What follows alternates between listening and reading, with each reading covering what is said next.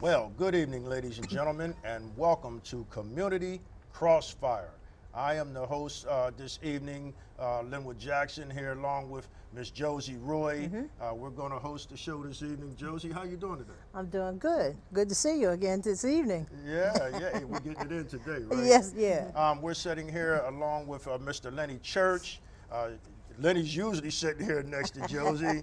Earlier in the evening, they had their show on, but he's here. We're doing Community Crossfire today, and we are joined by special guests this evening. We want to interview and speak with Senator Bethany A. Welcome to the show. Thank you. It's Senator. Always a pleasure to be here, and couldn't be happier. And thank you for bringing out Mr. Church and Josie with you as well. I know Julius could not be here this evening, but I want to give a special shout out to him and Dr. Nina Anderson. All right. Well, Senator, we're going to get right into the show. I know you're running for Lieutenant Governor. Yes. Tell us, how long have you been a senator? Well, time goes by quickly. I have been in the Delaware State Senate now 9 years, and prior to that, 6 years in the House of Representatives, representing in the Senate Middletown area to Newark. And when I was in the House, had the opportunity to represent Middletown down into Kent County, into Clayton and Smyrna. Well, that's a long time. Yes. You know, that's a long time in the community service. Can you tell us, can you give us a brief synopsis of some of your accomplishments from beginning up until now? Well, you know, I tell you, one of the reasons why I'm jumping in that race for statewide lieutenant governor is of some of that work that I've done with other people. It's always across the aisle and working with one another. But part of the accomplishments is around the area of health. And that's actually one of the reasons I'm running for lieutenant governor is the health of Delaware. We have a lot of issues: economic health, physical health, as well as substance abuse, mental health issues. And I could go on, but I know you have other questions. But things that affect health are obviously more than just initiatives that we've done with cancer and diabetes, but also include issues of having appropriate housing, having appropriate workplace standards, working in the environment here in the city. I know we've done a few projects. And then also, you know, really proud of legislation recently was here on TV talking about some of our work with mental health, substance abuse, reforming Medicaid, and really looking at jobs. You know, the economy's been tough, but how that fits into the health of the state. And pleased to, if you go back, I have to say it's over 1,000 pieces of legislation between sponsoring and co-sponsoring that have really affect the cradle to the grave, from babes to seniors. And so we could pick those apart, but perhaps tonight in our conversation, you know, I'm most proud to really sit here and talk about things we've done in the state that affect the city of Wilmington and our local community. I am a public health nurse and nursing faculty, and it's all about working, you know, in the community and helping others. Well, Senator Long, before we go any further, we know that you're running for Lieutenant Governor. And if you don't mind, I just want to get a quick candidate statement out of the way so we don't be confusing our audience. I, Linwood Jackson, do not endorse or oppose any candidate. I'm simply giving them a platform to project their message so that you, our viewers, are better able to make an informed decision as it pertains to our issues. I am not telling you who to vote for. This is just a voter education material that we want to bring to you from a nonpartisan and is in no way intended to reflect or endorse or oppose any candidate, political party, or PAC. And I'm sure Mr. Church might want to make a statement as well.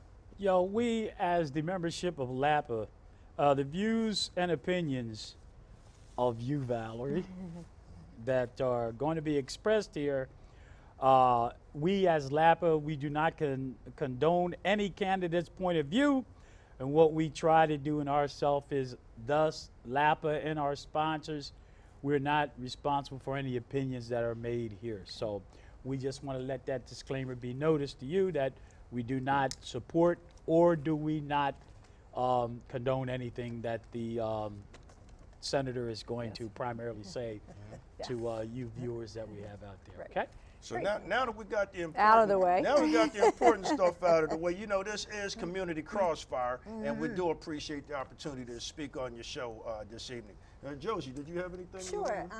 As we were out in the green room, and Senator, you were talking about some things that you plan on doing at the Rose Hill and at the schools concerning youth and healthcare. Can you kind of just talk about that? Absolutely. You know, being in the community, spending quite a bit of time, 20 years ago, joined the Wilmington Senior Center Advisory Board and getting into the school, the Delaware Adolescent Pregnancy Program, DAPI, working with our federally qualified health centers, we have begun to see a need. And I know as I was talking to Linwood earlier, particularly around mental health and substance abuse issues, last month had the chance to come and talk about Narcan and the overdose issue, but with children in particular, serving on the education committee, but first and foremost being a mom. You know, last Sunday we celebrated Mother's Day, and you know, our children, many are coming to school hungry, with many issues,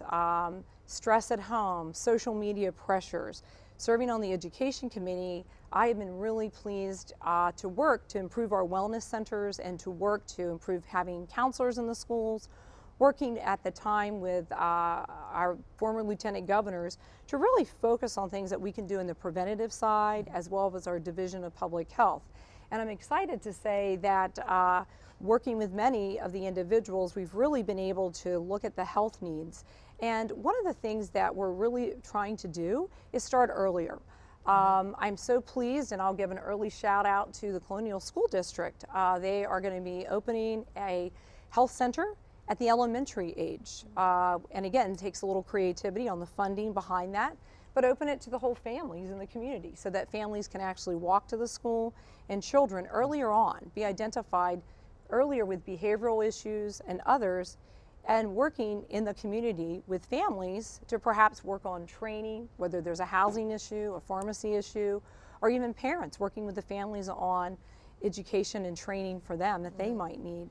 So that's one of you know, many issues that are important to this city. You know, how this city goes, how the health of the city of Wilmington is how the health of our state of Delaware is. So we spend a lot of time here. I have chairing community and county affairs, chairing the health committee in the Senate, and then also as a nursing faculty, you know, walking the streets, working with our school nurses on issues. Well, one more question. I know we want to get many in. You helped sponsor some legislation concerning the felons having the right to vote. Absolutely. So that was a big issue. People are really happy that is happening there. You played a big part in that. Can you talk about that? Absolutely. First and foremost, Senator Margaret Henry, who sits next to me in the Senate, and this was very passionate, meaningful to her. I know Representative Potter, Representative Bolden, Keeley, I mean, the list goes on. Probably a week ago, I was presiding actually over the Senate at that time. Now that we don't have a lieutenant governor, 7 of us take turns on that role. And I was proud to be the presiding president that day when Senator Henry's bill passed. I am a co-sponsor, co-prime sponsor of Senate Bill 242. And what that does is for felons who've done their time and who just didn't have the money to finish their fine payment, they will now be able to vote. And that should be their right. And again, there are standards and types of felons, but there are those that disqualify. Obviously, someone with murder or serious sexual assault is excluded, but the majority of felons who weren't able to vote just simply, you know, couldn't pay their fine. So it passed the Senate and it's now over in the House. So hopefully members in the community will contact their representatives and let them know how important this bill is to them. Right, and hopefully the procedure, once it is passed in the House, you know, everyone knows, because there was a conversation on the radio the other day.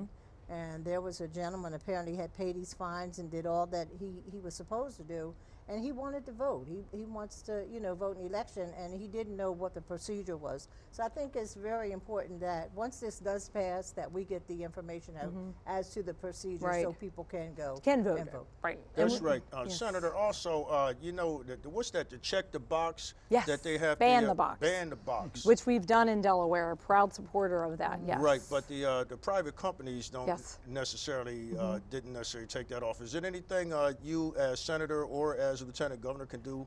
I think the more that we can do to educate and work with private companies, make sure if we have laws, because we did ban the box here in Delaware, if things aren't being enforced, we need to be notified. And there are mechanisms that we would need to take. And speaking about working, I know earlier in conversation I had with you know, Mr. Church, one area that I'm proud that we'll be sponsoring soon with Representative Bentz is providing temporary assistance and needy family fund. We'll have legislation for those who are felons and their families. You know, to be deprived of food for your family is not a good thing, or temporary assistance. We had the SNAP pass, so I'm proud to be a sponsor of that upcoming legislation. You'll be hearing about that in June. Okay. Another thing, another question. I don't want to take over. I want you guys Women to are jump talking in. tonight. But I just want to know, when we talk about TANF and you know, people we use these abbreviations. TANF. Can you just Temporary explain assistance need through family. It's Okay. a, you know, federal state program, Right. not the supplemental food program, but funds that they might be able to use for that? their family. Now, it's my understanding that some years ago, maybe you can kind of just fill us in on this, that, you know, I'm concerned about the adults having dental care, and the whole body has to be taken care of to make us healthy. And is there some kind of way, or was there legislation that you tried to pass that adults that are receiving Medicaid could get that health care, dental care? Yes, a very important issue to me. Actually, for 15 years, I have sponsored an adult Medicaid bill. And for viewers out there, we do have services, you know, in the community. They can call 211 to find out about where they might get some services. But Medicaid right now covers children, and we've done a really good job of expanding that for oral dental care. And as you said, if you can't eat well, it affects your diabetes, it affects your life, cancer, etc. So for 15 years, I've sponsored that, and I'm hopeful that when and if I become Lieutenant Governor, you know, that will continue to be a really important issue for me. We currently will be working on that again. It will be the 15th year that I've brought that up. And with my colleagues both in the House and Senate, there are a few of us that champion that issue. But that is a very important issue to me that I will continue to absolutely pursue. Okay, I'm gonna let What you got, good Lenny? friend. I'm itching. I'm itching here.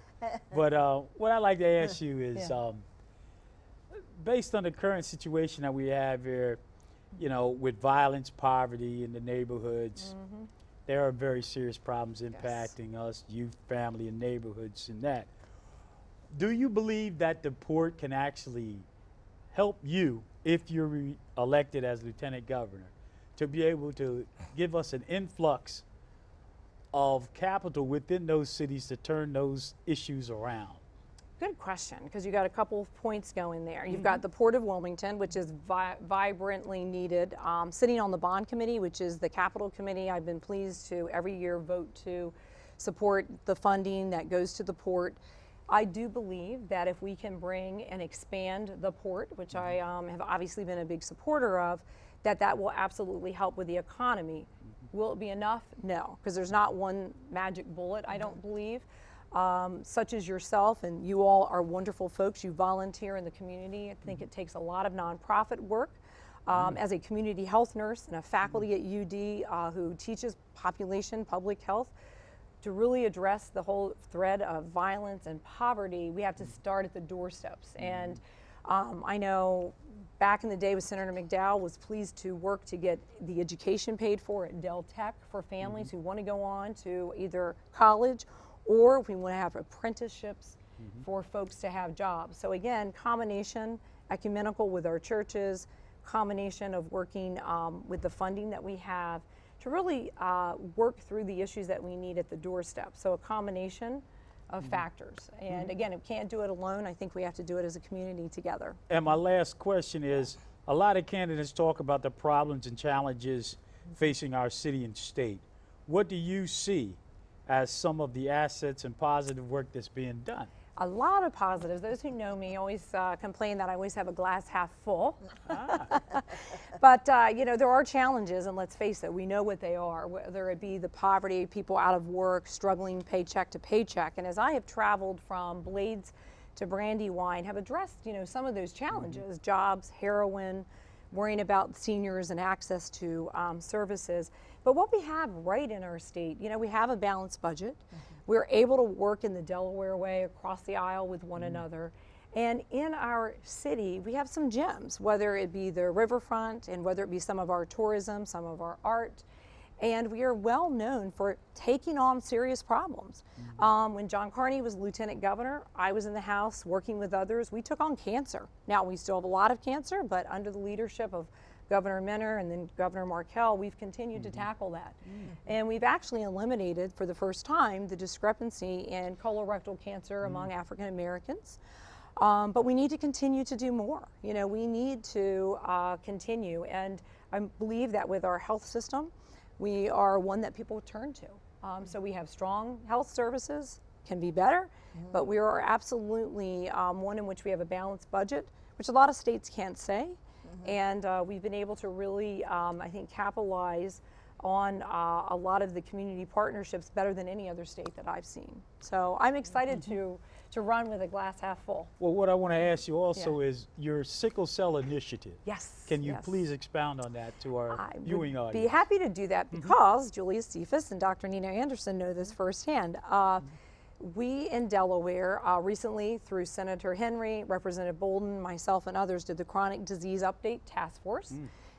Did one back in 2014, and diabetes, cancer, asthma, stroke, and sickle cell, particularly an issue among the African American population, haven't had enough services. So at Henrietta Johnson, we have the TOVA Clinic, which is run by Dr. Nina Anderson.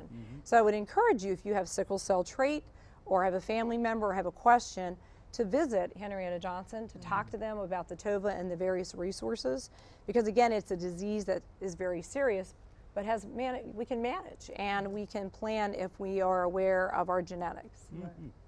What's the first thing you're going to do if you're elected Lieutenant Governor? Well, a couple of things we'll want to do. Absolutely, you have to work in tandem with the next governor to really look at the platform for the state. And I have had the great opportunity to listen to folks statewide to look about the health and our economy. And I think looking at what we're going to be doing for jobs and the healthcare issues are huge. In mental health and substance abuse, I hope I can hang my shingle out there to continue with Senator Blevins and I have a task force, really important issues. Also providing and to make sure that we have the stronger schools. And I could go on. But again, it all fits under kind of that nice umbrella of the health of our state, because we really do need a stronger, healthier Delaware. And if we can do that, you know, that really will affect our bottom line. It will help our seniors, our children, and our families. How do you see Delaware in the future, in your future? What's your vision? You know, I think Delaware is a ripe gem. As I talk to corporate folks, both international and nationally, you know, we really have a real opportunity because we do represent the nation. We have a demography that represents the country. We have the ability, I think, to be more vibrant. I envision hopefully more manufacturing, more new science, continuing expansion along the port and the riverfront, and really revitalizing our city and our towns. I think I was at the St. Patrick's Center this week. I got my grounding as a public health nurse, and what brought me to working in the community was serving seniors, serving our homeless veterans. And Delaware has the capital, the resources, and the ability, I think, to go forward and be in the top in our entire country. And I want to be part of the caboose, the engine that helps drive that. I just want to say that, and you play a big role in a lot of the Newcastle County events. Thank you. So what is it that you like about them? Because I see you everywhere, and you just play a big part, being there and providing whatever you can. Well, I think being accessible, working hard in the community to me is really important. You know, I spent last Saturday morning with the police catching catfish down at Glasgow Park, going up to the high rises in the city, doing the services with St. Patrick's. In Newcastle, I've had the pleasure, because of agriculture is a big issue too.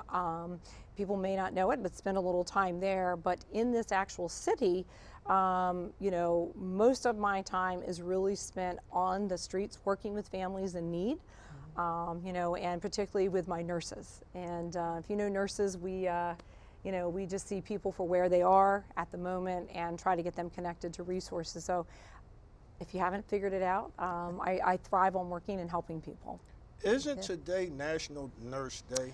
It was, you just missed it, but it's the week, so we'll forgive you. National Nurses Week, yes. Okay, So National Nurses Week, and I think everybody knows somebody, you know, who is a nurse. And you know, as nurses, we really do have that compassion. And I think for me, I've been able to take that decision-making, negotiating process to the table in Dover and Legislative Hall, and folks who work with me, both sides of the aisle, will say, you know, you really, you know, you are the nurse who knows how to make decisions, get things done, and to take care of people.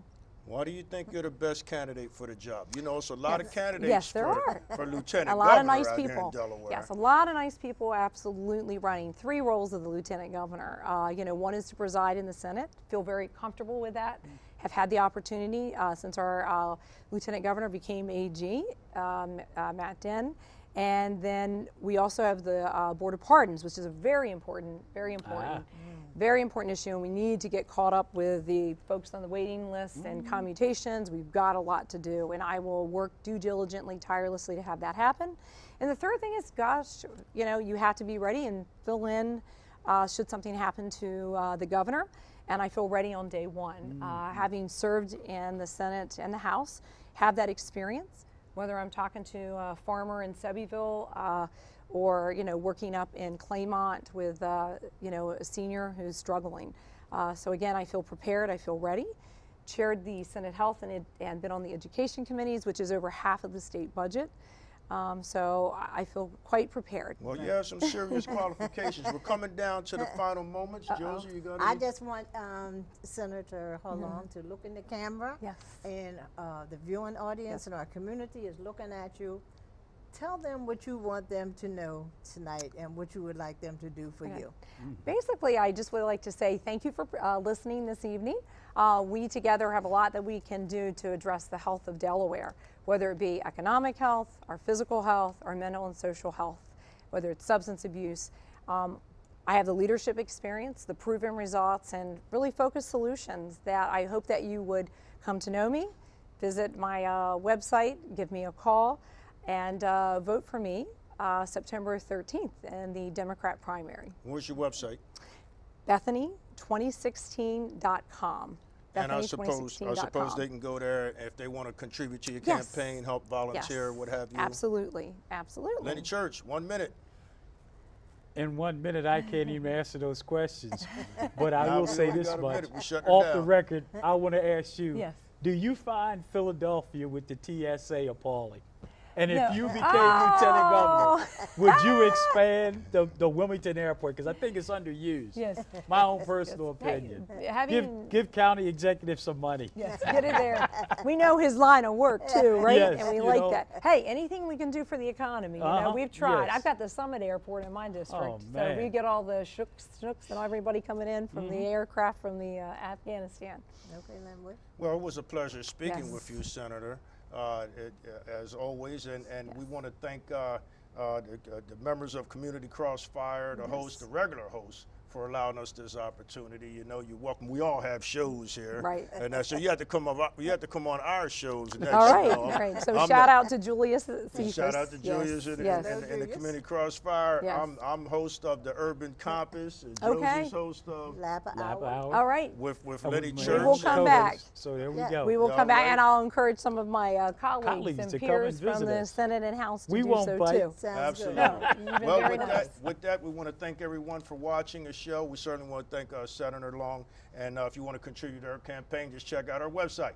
Thank you very much. Tune in next week.